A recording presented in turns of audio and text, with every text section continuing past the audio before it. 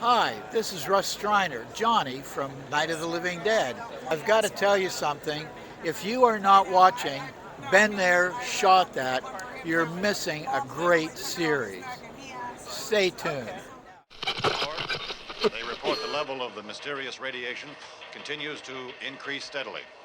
So long as this situation remains, government spokesmen warn that dead bodies will continue to be transformed into the flesh-eating ghouls. All persons who die during this crisis, from whatever cause, will come back to life to seek human victims unless their bodies are first disposed of by cremation.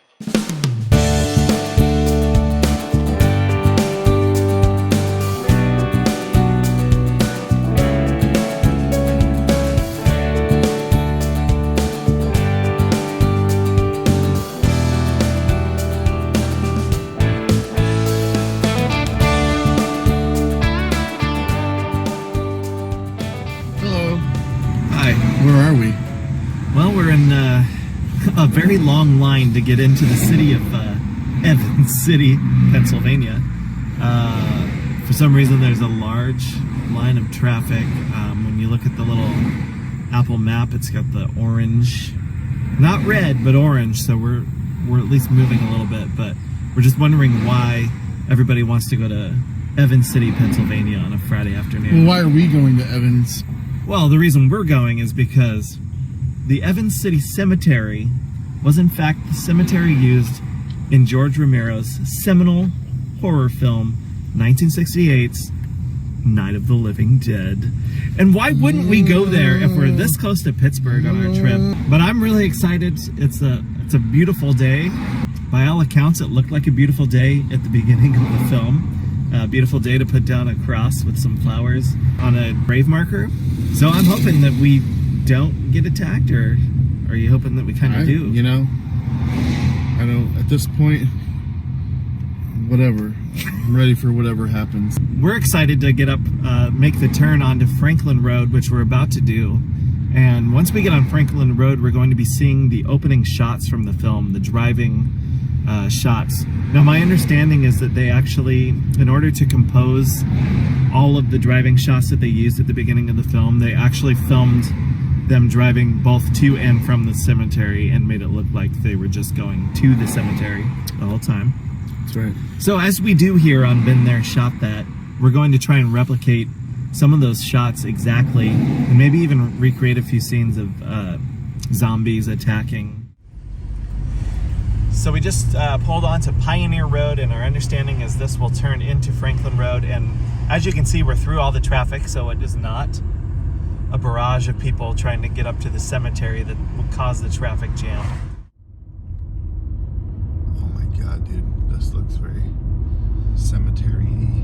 This is Night of the Living Dead-ish.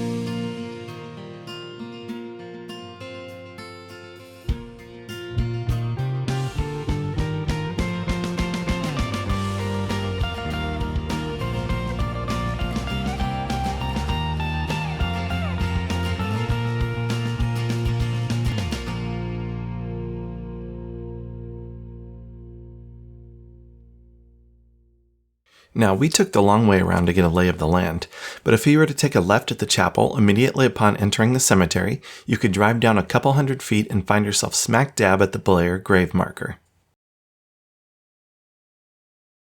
This marker is prominently featured in the opening scenes, and notably is the marker located directly to the right of the one supposedly belonging to Johnny and Barbara's grandmother. Although cemeteries seldom change much over time, one difference you will note is the absence of the large tree visible in this shot in the film. If you listen to the actor's audio commentary originally recorded in 1994 for the Laserdisc edition of Night of the Living Dead, you will hear one of the participants mention that the cemetery had a large fire that compromised this tree along with many others.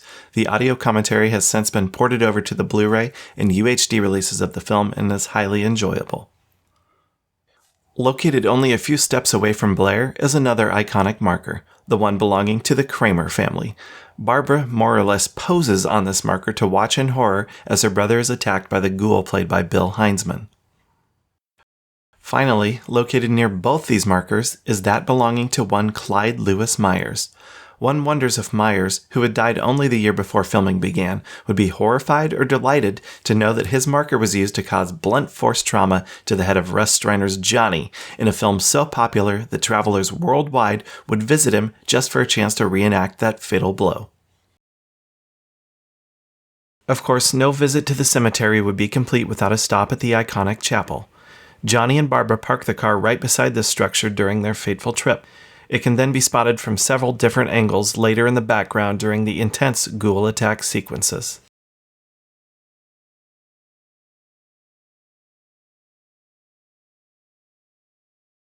Now, the chapel was actually set to be demolished back in 2011 before a Herculean effort by Gary Streiner and a legion of Night of the Living Dead fans actually managed to save it by raising $50,000 to restore it fully.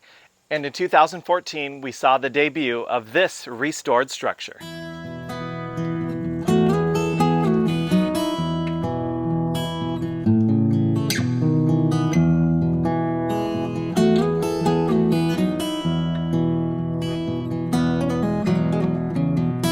Now, if you visit the Image 10 website, which is at image-10.com, you can go to the location section and see a great selection of photos of the chapel, including behind-the-scenes pictures from filming, what the chapel looked like many years later when it had reached such a dilapidated state that it was about to be demolished, and a photo from the 2014 ribbon-cutting ceremony attended by many cast and crew members from the film, including George Romero himself.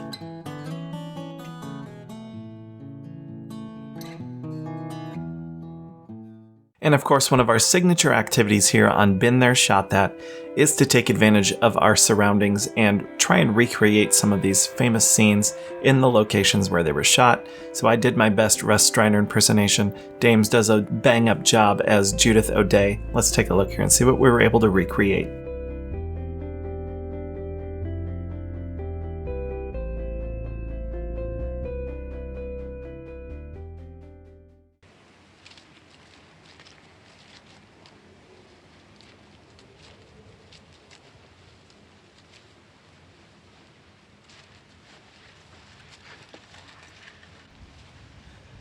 I wonder what happened to the one from last year. Every year we spend good money. Each year we spend good money on these things.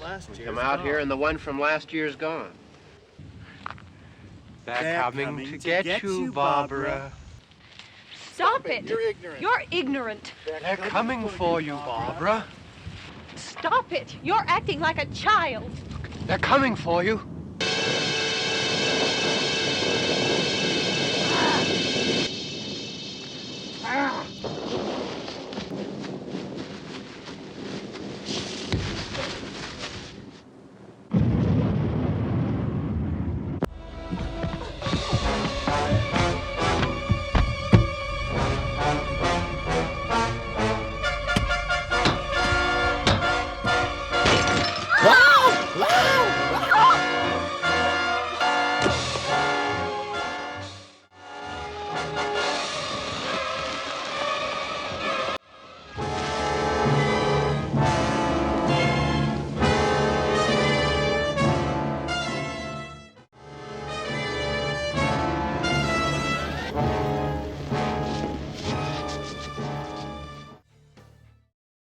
Barbara's story leads her from the cemetery to a farmhouse where she meets Ben.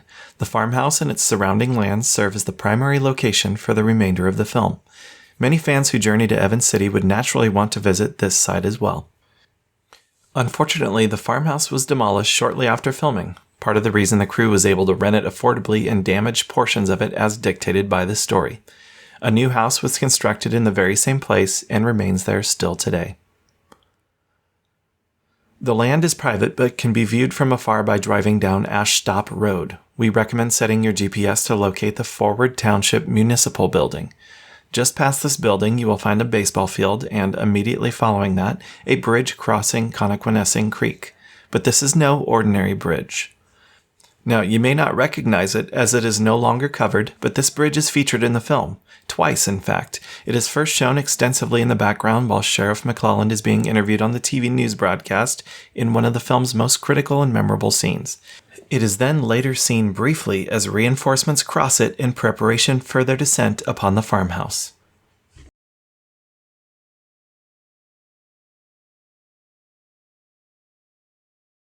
At the beginning of the TV news report within the film, you see a white house where the authorities are organizing their extermination efforts.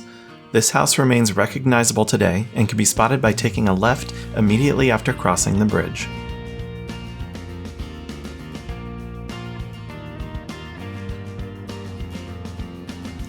Just down the road from the bridge sits the land where the farmhouse once stood. If you cross the railroad tracks, you've gone too far. Again, this land is private and you are forbidden to enter without permission from its owners.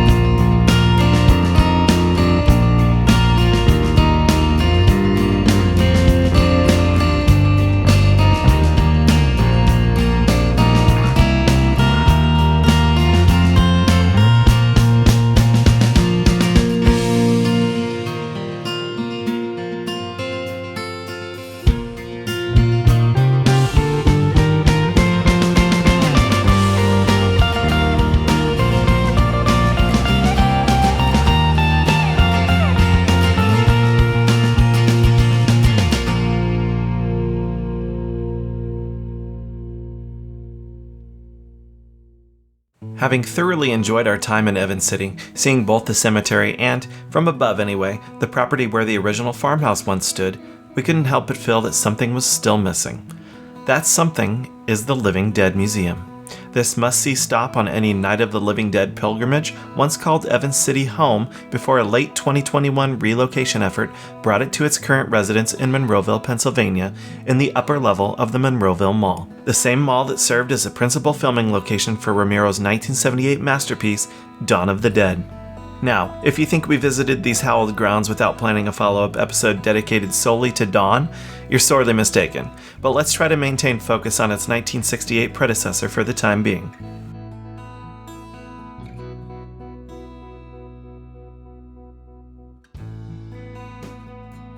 The museum is well worth the small entry fee and contains props, ephemera, posters, and more from zombie-related films spanning 7 decades.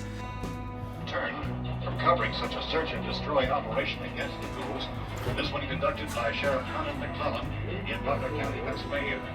So now let's go to that film report. All law enforcement agencies and the military have been organized to search out and destroy the marauding ghouls. The Survival Command Center at the Pentagon has disclosed that a ghoul can be killed by a shot in the head. The plan is Bill Heinzman, first zombie, also director of Flesh Eater. Writer, director, star of Flesh Eater, I should say.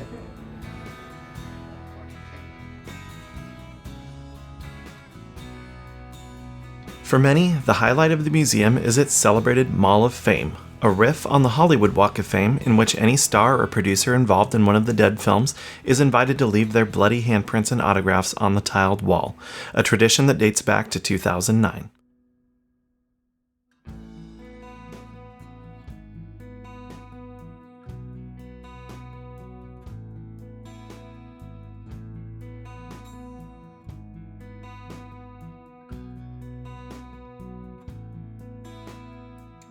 The wall is a who's who of Living Dead horror, and you'll have plenty of fun discovering names like Tom Savini, Linnea Quigley, John Russo, Judith Ridley, and that's just to name a few. But having just spent much of the day prior attempting to channel Night of the Living Dead's Johnny, I was drawn to find one name in particular, Russell Streiner, the actor who portrayed the doomed brother of Barbara and uttered the film's most quotable line of dialogue. And, in a stroke of luck provided by Monroeville's Steel City Con coinciding with our trip to Pennsylvania, we had the pleasure of meeting the man himself. Yesterday we were at the Evans City Cemetery. Yeah. And we're doing a YouTube travel series where we revisit filming locations and we try and reenact scenes from the film in the places where they were originally shot. Very good. Now this is what's funny. I had to play you, and it was very difficult. You probably We did a good job. were accidentally here because of his work, and then this con's going on, and you're here, and it's like, it's just kind of like, it's You're kind in, of fate. Yeah, you're in the Twilight Zone. Yes, Exactly. which is another one of our favorites. Now, Russ was as jovial a fellow as we could have possibly hoped him to be, and he was actually quite taken with our DJI Mimo gimbal that we were using, and so we kind of let him take over the device here, which was something I really didn't want to leave out of the episode. Yeah, so there's one question I wanted to ask you after we visited Evans City, and that is, how often do you manage to get back there? Well, probably a couple of times a year. Do you go back to the actual cemetery? My brother lives in Evans City, so and little known fact about Evans City. The house, the original house where we filmed is gone. It's no longer there. But a family by the name of McElhaney bought the property. McElhaney now grows corn on that property, and it is the most delicious fresh corn you'll find anywhere. Okay. And I'm not bullcrapping about that. And the trick is, it's Evans City corn, but you gotta eat it when it's freshly picked. There you go. Freshly picked, it will knock your socks off. You know, it was almost as though Russ had some special intuition that led him to know just how corny the previous episode of Been There, Shot That got at times as we revisited the filming locations of 1984's Children of the Corn. Good looking out, Russ. And before parting ways, we of course had to ask him to do the line. They're coming to get you, Barbara. And to our delight, in the booth right next to Russ, we were able to catch up with the Night of the Living Dead co-writer and one of the founding members of Image 10, John Russo. And let's not forget, John played one hell of a ghoul on screen. Now, did you spend a lot of time on location? Yeah, every second. We were there for everything. We only had 5 or 6 people in our company. We hired a couple extra people on, like Joe Unitas, for about 3 days. And we had some shareholders that helped out. The filmmakers were me, Russ, George, Russ's brother Gary, and Vince Ravinsky. That's it. When was the last time you were out at the cemetery? We get out there often. I'm sorry. I'm No, you're fine. used to putting it back You're fine. there. Every time somebody does an interview with us, or a documentary or whatever, they always want to shoot film at the cemetery. So I don't remember exactly when I was there. You're like, I don't need to take time for myself to go out there because somebody's going to ask me to do something sooner or later. Yeah, that's. Well, we appreciate you. We appreciate your films and your time. Well, we appreciate Yep, thank you so much. Fans, without you, we wouldn't be here. Yep. Thanks.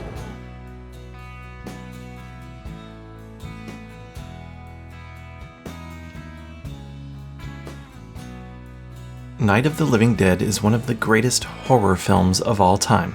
It is one of the greatest independent films of all time. And, free from any qualifiers, it is one of the greatest films of all time. If you have even the slightest inkling to visit any of the locations used in its creation, we strongly urge you to follow through. Evans City and Monroeville are wonderful places to visit and are suitable for anything from a pilgrimage during one of the annual Living Dead weekends to just a brief detour on your journey elsewhere.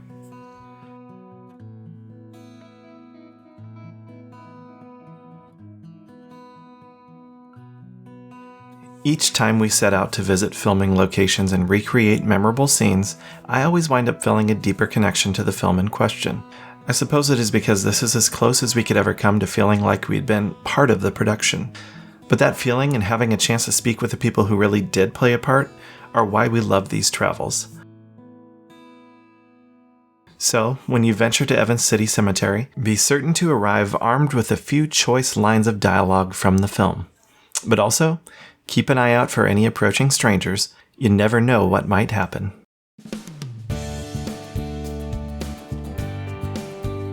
Been There, Shot That is a Lock 22 production, and we would love for you to subscribe.